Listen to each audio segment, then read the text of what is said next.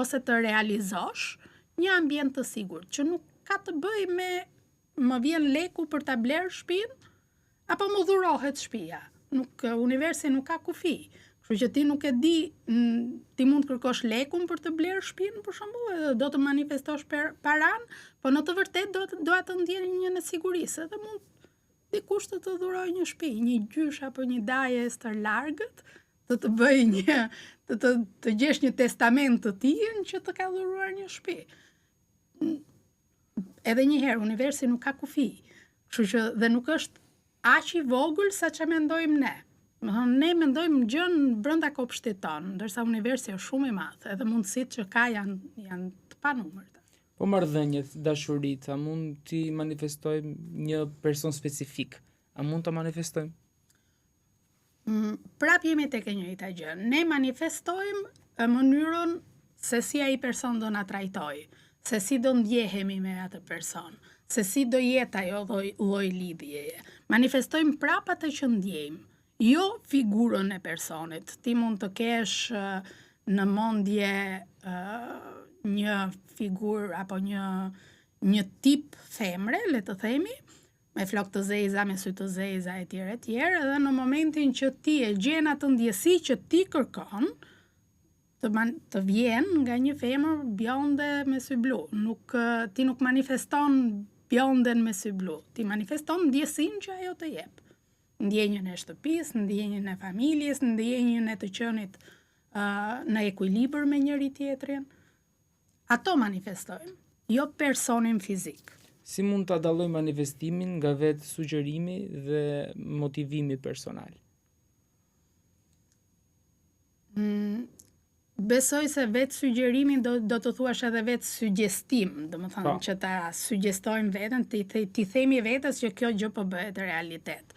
Shpesh kjo gjë përplaset me ne, në kuptimin që do vi një moment kur ajo që ti mendon edhe është falso, ti mendon për shembull ti thua vetes që s'ka gjë se jam mirë gjithsesi, çfarë do lloj gjëje të ndodhi, unë jam mirë, edhe pse situata rreth e përqark teje ka nevojë që të ndryshohet, ka nevojë që ti të bësh një hap për ta ndryshuar, dhe ti vazhdon të thuash vetes unë jam mirë, që ky është vetë sugjestim, ti i thua vetes që diçka që nuk është e vërtet, do vi një moment që ti do përplasesh me atë mur.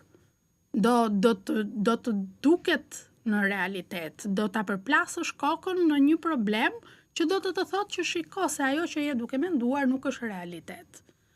Ndërsa manifestimi është të dish sakt se çfarë ti do të arrish, se ku do të arrish, dhe të jesh shumë i ndërgjegjshëm se si është situata e tanishme.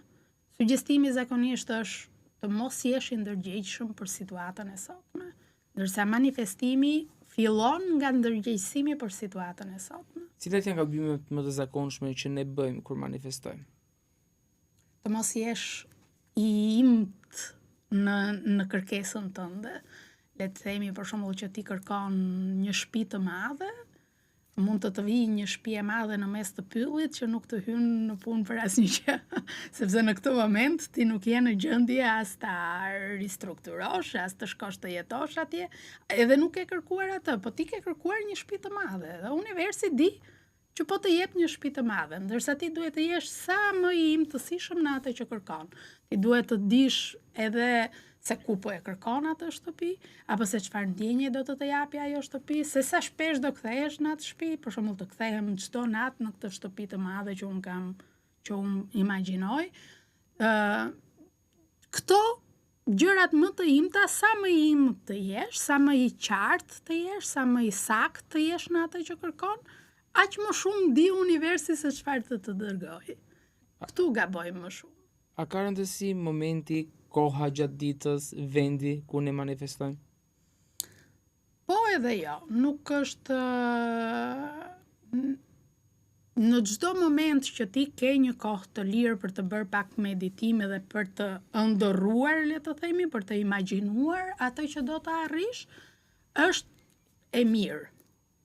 Po që se ti ja dedikon vetes këtë. Po që se do flasim për një moment më të mirë edhe për meditimin që me meditimin fillohet pastaj manifestimi, edhe për meditimin edhe për manifestimin, momentet më të qarta të mendjes tonë janë lindja e diellit edhe perëndimi i diellit. Sepse energjia në ato momente lejon që të ketë më shumë energji eterike, më shumë energji të akashës në tokë, që futet në tokë, dhe që të jep mundësinë për të manifestuar. Në akash, që është çakra e 5, që është çakra e fjalës, elementi akashës, elementi eterit është çakra e 5. Të gjithë elementët janë të lirë. Është sikur ti të kesh aty legët, ato kubat që luaje kur ishe fëmijë, dhe i ke të gjithë të lirë. Dhe ti je në gjendje, domethënë që ti vësh në përvendet që ti do për të krijuar atë që do. Ai elementi i fjalës, elementi i çakrës së 5, është më i fortë në lindjen e diellit, në momentin e lindjes së diellit dhe në momentin e perëndimit të diellit. Këto janë si momente më të fortët. Kjo nuk do të thotë që në mesditë, përgjithse e ke kohën, nuk mund të meditosh edhe të mendosh edhe të imagjinosh atë gjë që do të manifestosh. Në çdo moment është e vlefshme. Vendet, se më pyet edhe për vendet me eter më të lartë, me akash më të lartë, janë ato vende që ne quajmë vende të mira. Zakonisht e kemi thënë dhe herë tjetër, ku është ndërtuar një xhami e vjetër, ku ka qenë një tempull i vjetër, ku është një kishë e vjetër, sepse janë ndërtuar me një kriter në vende ku ka më shumë energji akashike, ka më shumë energji eterike. Pikërisht edhe për të purifikuar, për të pastruar nga energjitë negative dhe për të dhënë mundësinë që të arrish me lutjen apo me meditimin në manifestim.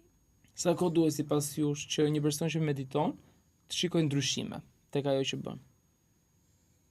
Që mediton apo që do të manifestojë diçka? Që manifeston. Okej. Që mediton, me që është pjesë e pyetjes, që mediton, ndryshimin mund ta gjesh edhe nesër në mëngjes. Domethënë në momentin që ti fillon që të krijosh një boshllëk brenda vetes, fillon të ndjehesh më i qetë, edhe më i qartë mendërisht.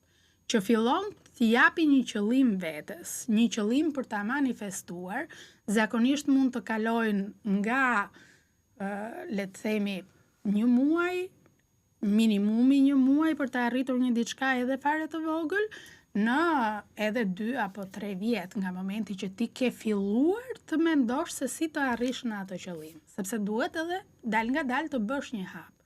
Le të themi, do të ndryshosh vendin e punës, sepse aty ku je nuk ndjehesh mirë.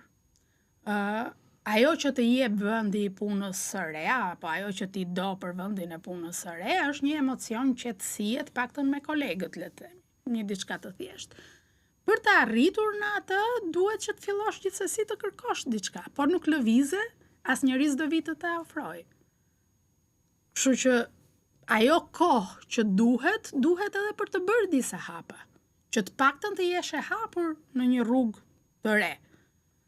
Po që se ti do rrish vetëm në të njëjtin vend, edhe nuk do fillosh të kërkosh diçka apo të bësh një hap drejt situatës së re që do të arrish, nuk e për ta arritur ndonjëherë. Ose do vi, sepse ti je duke u lodhur shumë për ta manifestuar, po do vi pas shumë kohësh, kur ti bjeri rasti.